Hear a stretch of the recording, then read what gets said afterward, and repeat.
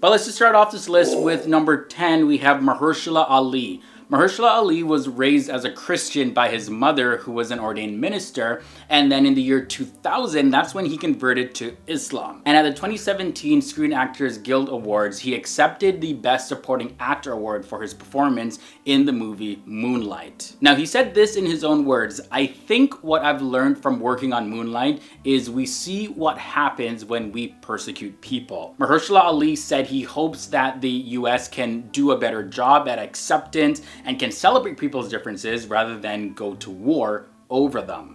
I want to thank my teachers, my professors, I had so many wonderful teachers. Number 9 brings us Dave Chappelle. Yes, legendary comedian Dave Chappelle. So he converted to Islam in the 1990s. And then there was an interview that he did with Time magazine where he explained why he doesn't often discuss Islam publicly. This is what he said in his own words, and I quote, "I don't normally talk about my religion publicly because I don't want people to associate me and my flaws with this beautiful thing. I believe it is beautiful if you learn it the right way." And you know, several years ago, Donald Trump's Muslim ban in America encouraged Dave Chappelle as well as others to join protesters at a rally in Dayton, Ohio, where he gave a brief speech. He said, "I support refugees, I support immigrants, and I love my friends and neighbors." I like making memories. Sometimes I do all this crazy around my colleagues just so that they can tell their friends I did it. Next up in this episode, we have Hasan Minhaj. Hasan Minhaj is a comedian. He's also a producer, actor, writer, TV host. He was even a YouTuber at one point.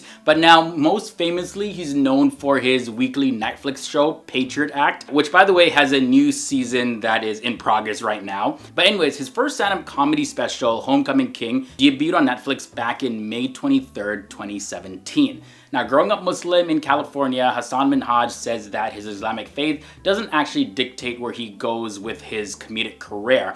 Rather, his faith has allowed him to see life from a very unique perspective because he regularly draws on personal life experiences where he feels like he was the odd one out because of his faith. After several years working at The Daily Show, as well as the success of his stand-up comedy special, and he did a phenomenal White House roast at the White House Correspondents' Dinner back in 2017, Hasan Minhaj then he landed his Netflix deal, and now he has his weekly show among many other things that he's up to right now. Who would have thought, with everything going on in the country right now, that a Muslim would be standing on this stage? Lupe Fiasco comes in at number 7. Lupe Fiasco was born with the birth name Wasalu Muhammad Jaco, and he was actually born into a Muslim family. Now, after originally disliking rap music because of its very vulgar themes sometimes, Lupe Fiasco really aimed to create a unique style of rap that kept his Muslim faith in mind. Now, in an interview with Katie Couric, he explained how Islam really helped him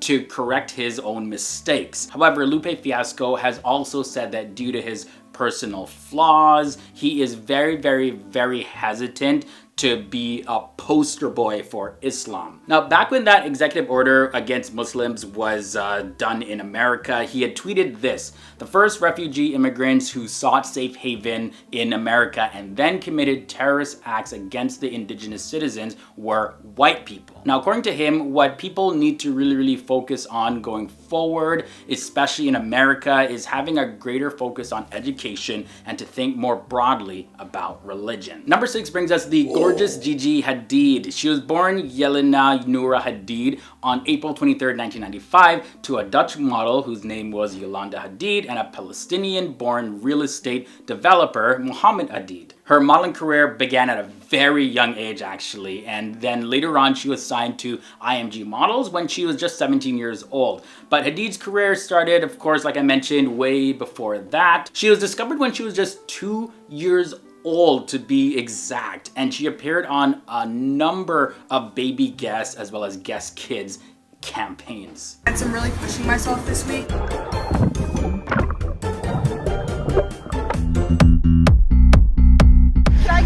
Alright guys, so at number 5 we have the sister of Gigi Hadid, Bella Hadid. Go figure. She was born in Washington, D.C. in the United States. Of course, she is known for her looks and she has become a supermodel as well. And Bella Hadid has represented some of the top luxury brands in the entire world. She's of course half Palestinian like her sister and Dutch, and her view on religion was heard a lot louder after this whole Donald Trump Muslim ban thing. I know this was several years ago, but it's still a big thing that has rocked America, especially in the Muslim community. Now, Bella Hadid, she condemned the travel ban, and since then she has been a lot more vocal about her faith, saying that she is a proud Muslim. Bella, she really encourages a lot of people to really show compassion despite the differences between people, whether it be race or religion. People are people, period. I'm feeling so weird today. Honestly, I think it's just Mercury retrograde. I know. Janet Jackson comes in at number 4, and she is, of course, an American singer, songwriter, and actress, and dancer, and also the sister of the late and great Michael Jackson. She's definitely a prominent figure in pop culture, and she's known for her elaborate stage performances. But later on in her life, she married a Qatari businessman named Wissam Al-Meina, and Janet Jackson then reportedly converted to Islam in preparation for the birth of her son. And her son's name is Isa, which translates to God is salvation in Arabic. Moving on now to number 3, Sophia Ali. She was born in November of 1995 in San Diego, California, and now she belongs to a Pakistani Muslim family, and she's also known for her acting performance in the MTV romantic comedy series Faking It, as well as ABC medical drama series Grey's Anatomy. That show has so many seasons. I keep trying to watch it on Netflix and I'm like, no, this is gonna take a lifetime to finish all these episodes. In any case, Sophia Ali, she has also starred in the horror film Truth or Dare back in 2018, but she became really famous after appearing on the TV show Grey's Anatomy. That was a show that actually really brought her in the limelight a lot more. She played the role of Dalia Qadri, who is a Muslim doctor who wears a hijab all throughout the show. I'll study. I'll make flashcards. You should see my flashcards because my handwriting is basically a font. I mean, I even use diagrams, see? Okay guys, so we're almost done this episode. At number 2, we have Akon. And now this guy, he was born in St. Louis, Missouri in the United States. And Akon has so many titles under his belt. I mean, like, he's a singer, songwriter, producer. He's also a philanthropist, actor, and a businessman. And Akon, he founded 2 very successful record labels, Convict Music back in 2004, as well as Con Live Distribution. Now, in one of his songs, he said, "So what you know about how God comes first in our lives? Everything that we do is for Allah." Now let's end off this episode at number 1 with DJ Khaled. Khaled bin Abdul Khaled, just simply known as DJ Khaled, is an American rapper, producer, as well as of course a DJ.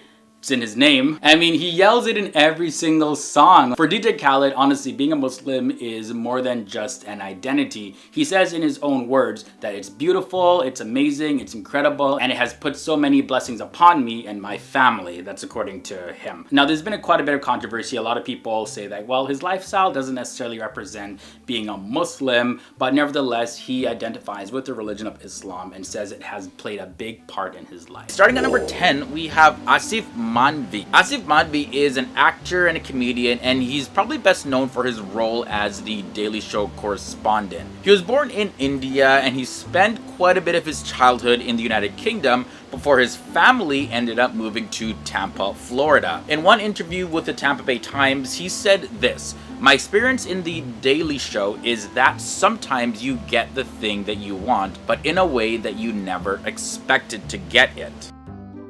Fareed Zakaria comes in at number 9. He was born in India, he's a journalist, and he hosts his own show on CNN. He's also an editor for Time magazine, and he also writes a foreign affairs column for the Washington Post. Fareed Zakaria was raised by Muslim parents, although he says that he doesn't consider himself a particularly religious person. Number 8 brings us Ice Cube. He's an American rapper, actor, and movie producer. O'Shea Jackson, aka Ice Cube, as he's better known as, says that he doesn't practice a faith in the traditional sense. Now, in his own words, he kind of clarifies, so this is what he says: "What I call myself is a natural Muslim, because it's just me and God." And this is what he told The Guardian in 2000. And he continues to say, you know, going to the mosque, the ritual and the tradition, it's just not in me to do, so I don't do it. The American at number 7 is French Montana, but his real name is Kareem Karabouch, but of course he's more well known for his stage name French Montana. He's a Moroccan-American rapper, and he was born and raised in Morocco, and then he emigrated to the United States with his family at the age of 13 years old. Now, in regards to his religion, this is what he had to say. My religion plays a big role in my success. It's just about doing positive. You fear not doing the right thing. Shorey Agdaslu comes in at number 6. Now, she has a very recognizable voice. I'm afraid Sam is not available. Call back later. Thank you. She's an Iranian-American actress that was born into a Muslim family. Now, back in the year 2013, in an interview with the Los Angeles Times, she said that her Muslim identity probably had cost her some film roles. Now, interesting fact, although a director by the name of George Nolfi wanted her for the role of God in the 2011 movie The Adjustment Bureau, she actually wasn't casted for the part. She was let go from that part. But this is what she says in her own words. I say I was born a Muslim. I don't introduce myself as a Muslim woman, but I guess the distribution company put the dots together and felt it's too early for this. Getting back into this list though, at number 5, we have the American rapper Raekwon. Now, he converted to Islam back in the year 2009. Raekwon was born by the name Corey Woods, and he's asked by GQ magazine in 2017 if he was keeping up with the news about Donald Trump's travel ban on refugees and visitors from 7 predominantly Muslim countries. And in a quote, this is what he says: Allah, he's going to let it be what it be. And whenever he wants to fix it, he's going to fix it. Right now, I'm just focusing on my children, my career, and really just letting it be what it's going to be. At the end of the day, it'll work itself out. Next up in this episode at number 4, we have Eboo Patel. I immigrated from India to the United States when I was very young, and I'm from a Muslim family. Eboo Patel was a member of President Barack Obama's inaugural advisory council on faith-based neighborhood partnerships. Now, after earning a doctorate from Oxford University, Eboo Patel actually wanted to give public service a shot. Eboo Patel says that his Interfaith Youth Corps is one of the largest interreligious organizations in all of North America. These staff members actually train thousands and thousands of students on nearly 500 college campuses. Obeidallah comes in next at number 3. Now, this man is a lawyer who then later became a comedian as well as a cultural commentator. Now, he also has his own show that he hosts on Sirius XM, and that show is his name, The Dean Obeidallah Show. Now, in his own words, he said that polls show that if you know a Muslim, you are much more likely to have a positive view of all Muslims. So this is why one of his signature lines that he opens up his show with, he always says this: I'd like to be your Muslim friend. Of course, working to change the perception that many Americans have about the Muslim community.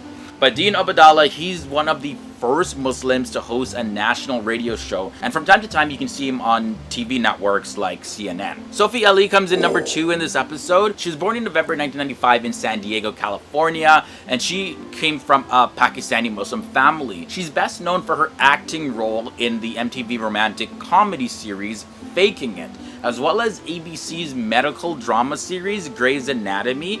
Yeah, that show has seasons for days. You'll be watching that forever. Grey's Anatomy fans know exactly what I'm talking about. But either way, she also appeared in the 2018 horror film Truth or Dare. But, she became really famous after appearing in Grey's Anatomy. That show really skyrocketed her to a lot more fame. Sophia, she played the role of Dalia Qadri, who was a Muslim doctor, and in the show, her character wears a hijab. And finally, at number 1, we have Nasim Pedrad. Nasim Pedrad was born on November 18th, 1981.